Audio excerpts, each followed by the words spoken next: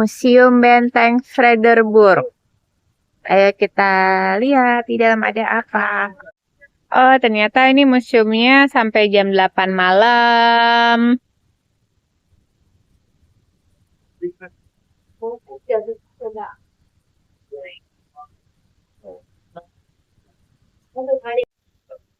Harga tiketnya 15.000.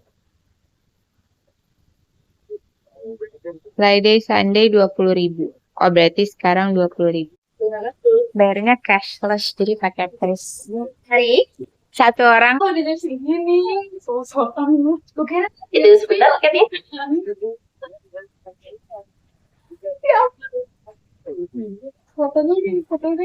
Terima kasih.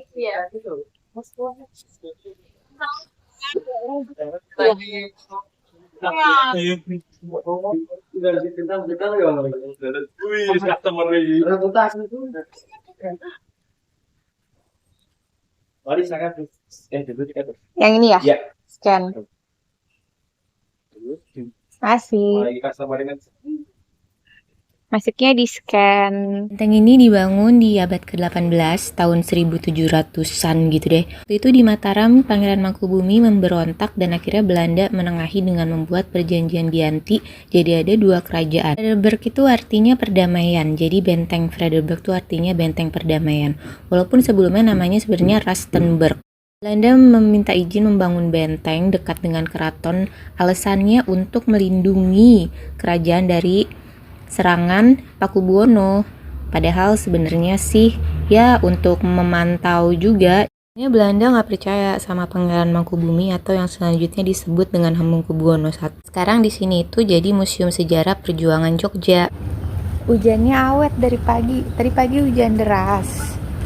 Terus ini sekarang masih gerimis, hujannya kayak awet banget. Kita masuk ruang diorama 1. Pangeran Diponegoro. Pangeran Diponegoro itu sebenarnya anaknya Sultan Hamengkubuwono III, tapi dari Selir. Pada putra tertua dari Selir, jadi nggak bisa jadi sultan karena bukan dari permaisuri. Ini ada nama-namanya nih: keris, tongkat Kanjeng Kisi Cokro, tombak Kanjeng Kiai Rondan, payung kebesaran Babad Diponegoro. Ini keren nih, ada layarnya begini, bagus. Bagus, ini ada layarnya begini. Ada informasinya, interaktif. Kita coba ini ya. Ada ceritanya kayak gini.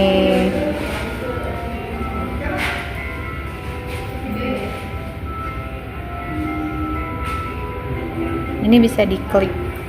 Oh iya, bisa diklik. Ini apa nih? Kongres Budi Utomo. Ini bisa kita, oh kalau kita klik ini ada ceritanya kayak begini.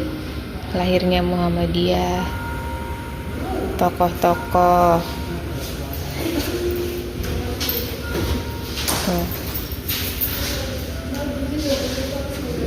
Keren nih.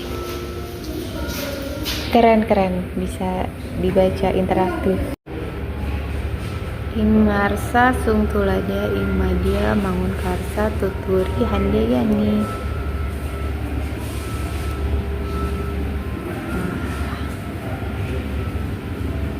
Motonya Ki Hajar Dewantara.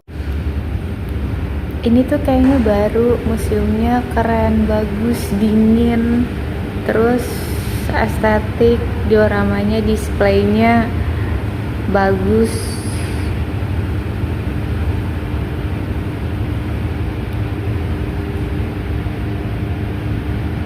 Keren. Monas tuh harusnya dibikin kayak gini gak sih? Tulisannya keren nih. Untuk kemajuan Asia baru, itu saja jargon yang mesti mereka punya mentah-mentah. Apa nih?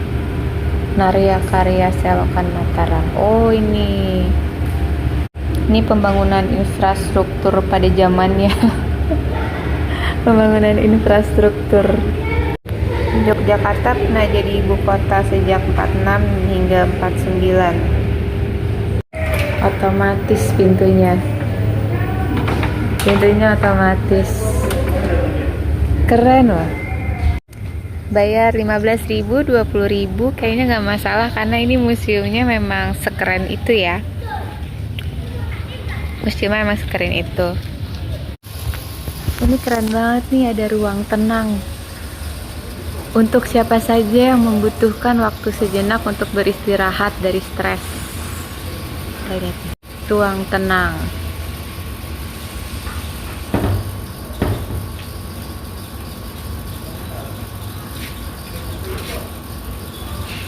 Kayak gini tempatnya.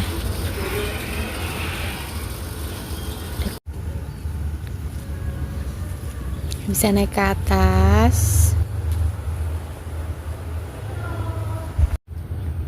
Nah, ini toiletnya. Toilet 2. Di atas ruang Sultan Agung.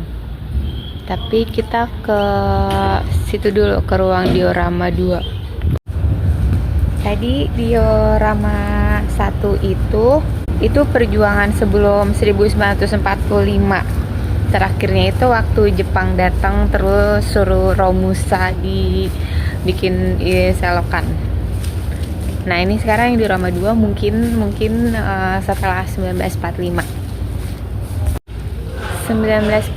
hingga agresi militer 1947. Lucu nih uangnya, kayak uang monopoli buat di Banten yang tanda tangan residen sama ini panitia keuangan, kayak acara 17-an panitia keuangan. Kalau ini cuman buat di Sumatera Selatan. Ini nih pembentukan Tentara Keamanan Rakyat.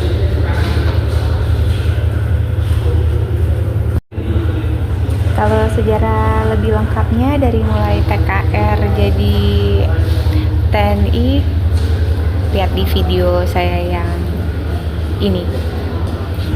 Di sini ada ruang audio video yang keren begini. Jadi ini menceritakan secara ringkas tentang perjuangan Jogja ikut mempertahankan kedaulatan Indonesia. Setelah proklamasi tahun 45 itu, Soekarno dan Hatta merasa tidak aman di Jakarta karena banyak serangan-serangan. Jadi Sultan menawarkan untuk memindahkan ibu kota ke Jogja. Jadi Soekarno dan Hatta naik kereta pergi ke Jogja.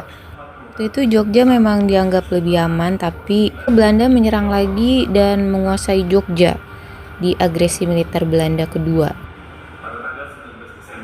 Soekarno, Hatta, dan kawan-kawan ditangkap atau menyerahkan diri sih lebih tepatnya dan diasingkan. Wah, ini sekarang kita lihat ini.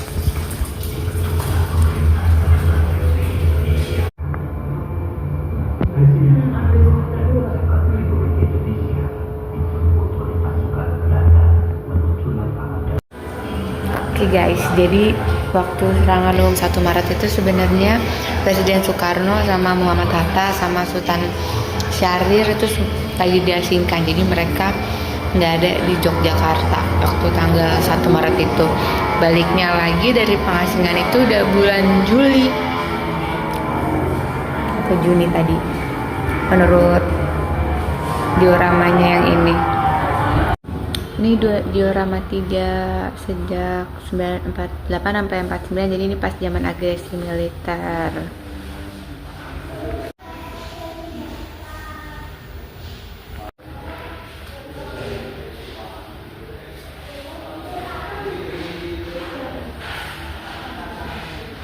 Nah ini waktu perundingan meja bundar yang Belanda mengakui Republik Indonesia Serikat.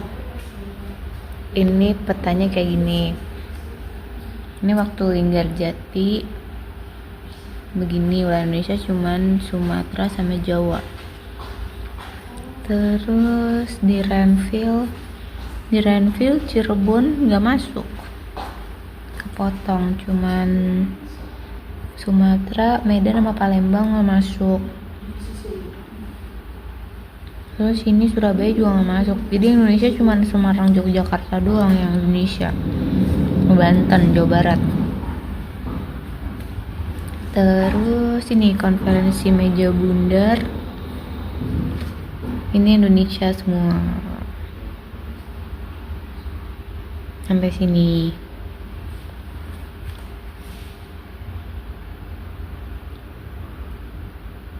Nah, ini waktu Desember Republik Indonesia Serikat.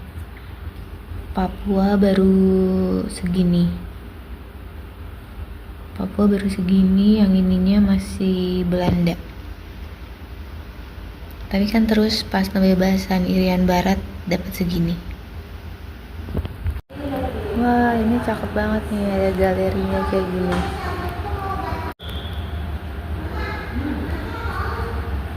Ini museumnya wangi, guys. Wangi.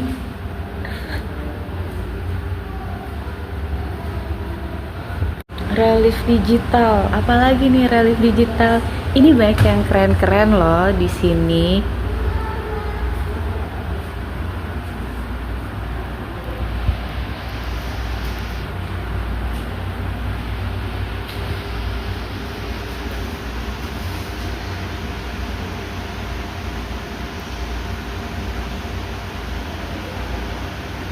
Ini kayaknya harusnya ada suara-suaranya dan ada ceritanya deh.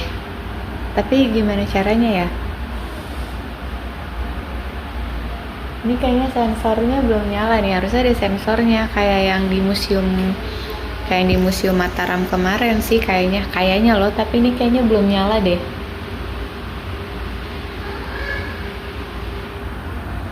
Iya tuh kabelnya masih putus kayaknya.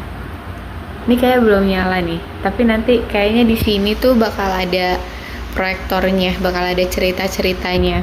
Ya benar, ini tulisannya sedang dalam perbaikan tuh. Nah, ini kembali dari pengasingan. Ini yang diasingkan Soekarno, terus Muhammad Hatta, Kyai Haji Agus Salim, Ali Sastro Amijoyo, Suryadi Suryadharma yang ditangkap dan diasingkan Belanda. Nah, di sana tuh diorama 4-nya di sana, tapi mau ke atas dulu. Oh, ini ya, tahu apa? Tulisannya ruangan Sultan Agung. Kirain di sini ada diorama tentang Sultan Agung, tentang sejarah Sultan Agung. Ternyata nggak ada, cuman begini doang. Ternyata ruang serbaguna. Ini bisa ngeliat dari atas tuh, dari ini benteng. Ya sudah, kalau begitu kita diorama 4.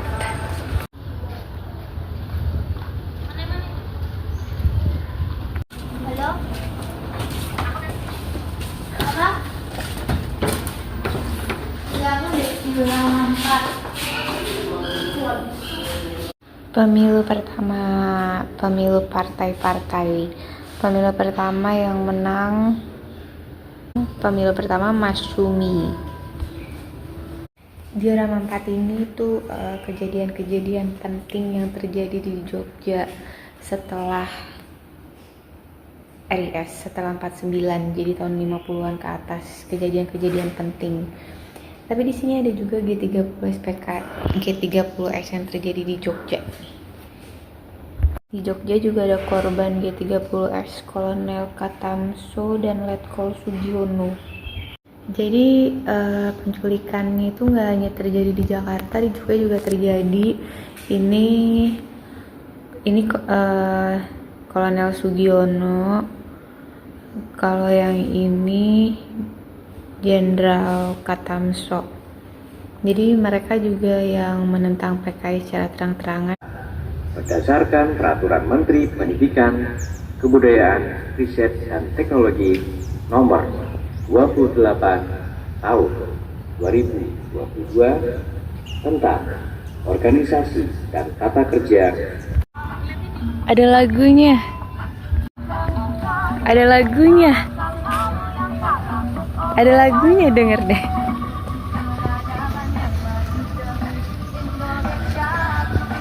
Ada lagunya kayak di Dufan. Ih, keren nih museum, ada lagunya.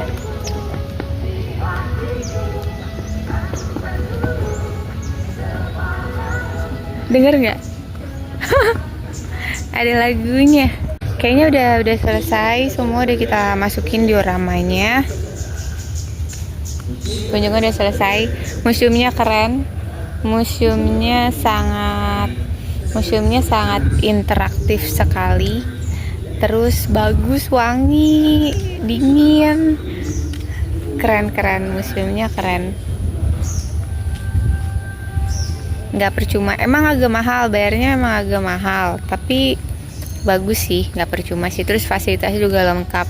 Terus yang keren tadi tuh ada ada ruang tenang buat yang lagi galau, menenangkan diri. Itu keren sih, keren. Mau naik ke atas bentengnya. Ini kenapa rambutnya gimbal kayak begini? Karena lupa bawa sisir. Jadi udah berapa hari ini nggak nyisir, jadi kayak rambutnya nggak jelas gini. Nah, ini bentengnya. Atas benteng maksudnya, bukan bentengnya. Ini atas bentengnya. Apa yang bisa kita lihat dari sini? Ayo kita lihat. Kayak gini view-nya dari atas. Ada ruang duduk-duduknya. Ada ruang rapat. Tuh, itu juga ada ruangan lagi tuh di atas. Nah, itu monumen 1 Maret nih. Ini tuh monumen 1 Maret. Ayo. Gimana sih telunjuk gua? Itu tuh monumen 1 Maret. Sekarang kita ke situ ya. Kita coba ke situ ya. Nggak tembus ternyata. Nggak tembus, tapi di situ ada apa ya? Kayak ada kafe-kafean. Kayak ada kafe-kafean loh. Kayak ada rumah makan, kayak ada kafe-kafean tuh, ada tempatnya, ada tempat duduknya. Di situ tuh kayaknya. Di atas ada kayak platformnya. Nih view-nya dari sini kayak gini. View-nya cakep sih. Ini kayak bisa duduk-duduk kayak kafe-kafean gitu, tapi nggak ada kafenya. Apa cuman duduk-duduk doang? Tapi nggak tahu, nggak ada apa-apanya. Nggak mungkin ya kalau nggak ada apa-apanya ya. Pasti ada yang jualan apa gitu ya. Nggak ada, emang nggak ada yang jualan apa-apa. Emang buat tempat duduk-duduk doang, nongkrong-nongkrong. Ini udah nggak ada apa-apa. Oh, ini tuh ada Indish Coffee. Tapi kayaknya nggak buka dia. Tapi ada tulisannya Indish Coffee. Keren. Jebol keren. Jemput bola kelompok rentan. Nih monumen serangan umum 1 Maret.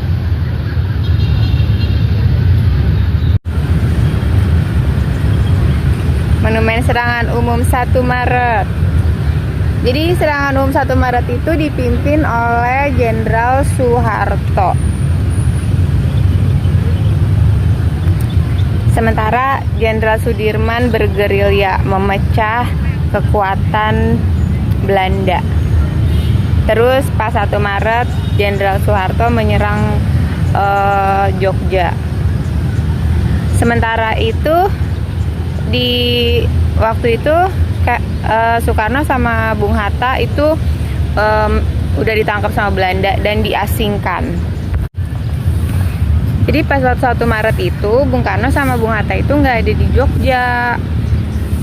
Tapi terus sudah serangan umum 1 Maret, baru habis itu ada perjanjian dengan Belanda untuk kayak menghentikan perang gerilya gitu. Terus udah gitu menyuruh Belanda mengakui kedaulatan, terus mengundang untuk konferensi meja bundar untuk perjanjian mengakui kedaulatan Republik Indonesia. Nah, baru habis itu di bulan Julinya baru balik dari pengasingan. Udah selesai kunjungan kita ke Museum Frederburg, benteng yang sekarang jadi museum Frederburg. Lapar guys, lapar banget. Ayo sekarang kita cari makan.